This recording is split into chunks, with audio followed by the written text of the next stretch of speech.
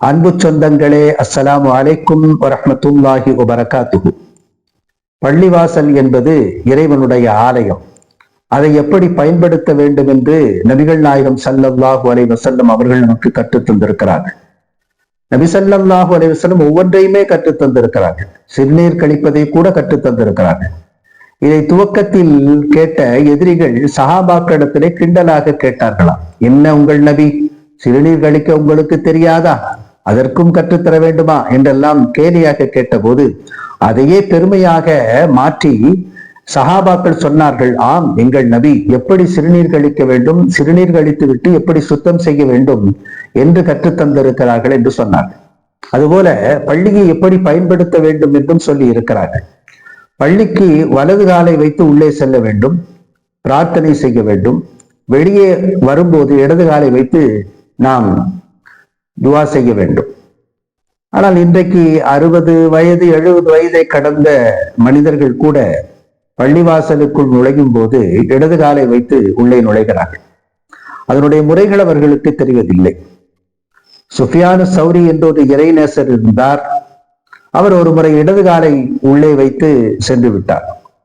உள்ளிருந்து ஒரு சப்தம் கேட்டது, யா சௌர், காளை மாடை என்று கேட்டது. அவர் தன்னை திருத்திக் கொண்டார். தான் திருந்தியதற்கு அடையாளமாக தன்னுடைய பெயருக்கு பின்னாலே அசௌர், காளை மாடு என்பதை அவர் இணைத்துக் கொண்டார். இன்றளவும் அவருடைய பெயர் சுஃபியானு சௌரி என்றுதான் அழைக்கப்படுகிறது. பள்ளிக்குள்ளே அமைதி காக்க வேண்டும் என்று நபிகள் நாயகம் ஸல்லல்லாஹு அலைஹி வஸல்லம் அவர்கள் சொன்னார்கள். கதாத் என்கிற ஒரு பறவை தன் கூட்டை மிக மிக அமைதியாக வைத்திருக்கும். அதுபோல பள்ளியை அமைதியாக வைத்திருக்க வேண்டும் என்று நபிகள் நாயகம் ஸல்லல்லாஹு அலைஹி வஸல்லம் அவர்கள் கூறுகிறார்கள். இமாம் வெள்ளிக்கிழமை என்று குத்பா ஓதுகிறார் என்று வைத்துக் கொள்ளுங்கள். அப்போது பேசக்கூடாது. பேசினால் ஜும்ஆ கிடைக்காது என்பதையும் தாண்டி பக்கத்தில் ஒருவர் பேசுகிறார், நீங்கள் பேசாதே என்று சொன்னால் அதற்காகவும் உங்கள் ஜும்ஆ இல்லாமல் போய்விடும் என்று மார்க்கம் நமக்கு சொல்லித் தருகிறது. அந்த அளவிற்கு பள்ளியிலே அமைதியை பேண வேண்டும். ஹஜ்ரத் உமர் ஃபாரூக் ரலியல்லாஹு அன்ஹுடைய காலகட்டத்திலே பள்ளியிலே இருவர் பேசிக் கொண்டிருந்தார்கள், சப்தமாக பேசிக் கொண்டிருந்தார்கள். உமர் ரலியல்லாஹு அன்ஹு அந்த பள்ளியில் இருந்த சாயிப் இப்னு யஸீத் என்கிற மனிதரை அழைத்து அந்த இருவரையும் அழைத்து வர சொன்னார்கள். இருவரும் வந்தார்கள். தங்களுக்கு வெளியூரா என்று கேட்டார்கள். ஆம் என்றார்கள்.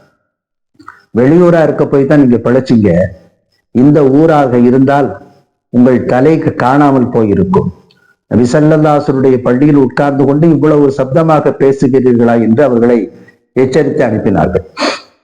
பொதுவாக பள்ளியிலே சப்தம் உயர்த்தி பேசக்கூடாது. மிக மிக அவசியமான காரியங்களாக இருந்தால் மட்டுமே பேச வேண்டும். நபிகள் நாயகம் ஸல்லல்லாஹு அலைஹி வஸல்லம் மறுமையினுடைய அடையாளங்களை பற்றி சொல்லுகிற போது பள்ளியில் சப்தம் உயர்ந்தால் அது ஒரு அடையாளம் என்று சொன்னார். இன்றைக்கு வெகு இயல்பாக பள்ளியிலே அந்த சப்தம் உயர்வதை பார்க்கிறோம். ஏதாவது ஒரு பிரச்சனை இருக்கிறது அல்லது சும்மா வேணும் ஒருவரை அழைப்பதற்காக மிக இயல்பாக சொல்ல போனால் தொழுகையிலே சென்று சேருகிற வரைக்கும் இமாம் தக்பீர் கட்டி சூரத்துல் ஃபாத்திஹாவை ஓதிக்கொண்டிருக்கிறார். அங்கே வேகமாக சேர வேண்டும் என்கிற எண்ணம் இல்லாமல் மிக மிக மெதுவாக நடந்து பேசிக்கொண்டு அந்த அணிவரிசையிலே சென்று சேர்ந்து தக்பீர் கட்டுகிற வரைக்கும் மிக சாதாரணமாக பேசிக் கொண்டிருக்கிறார்கள், பள்ளியினுடைய ஒழுக்கம் தெரியாமல். ஆனால் இந்த நிலைகளை நாம் மாற்ற வேண்டும்.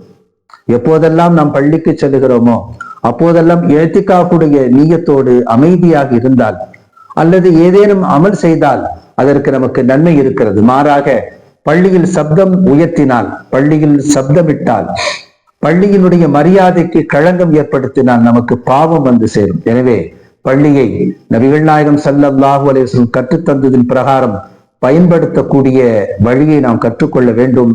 அல்லாஹ் சுப்ஹானஹு தஆலா நமக்கு அத்தகைய உயர்ந்த தௌஃபீக்கை நசீபாக்கி தருவானாக. ஆமீன். வாஹிரு தஅவானா அனில் ஹம்துலில்லாஹி ரப்பில் ஆலமீன். வஸ்ஸலாமு அலைக்கும் வரஹ்மத்துல்லாஹி வபரகாத்துஹு.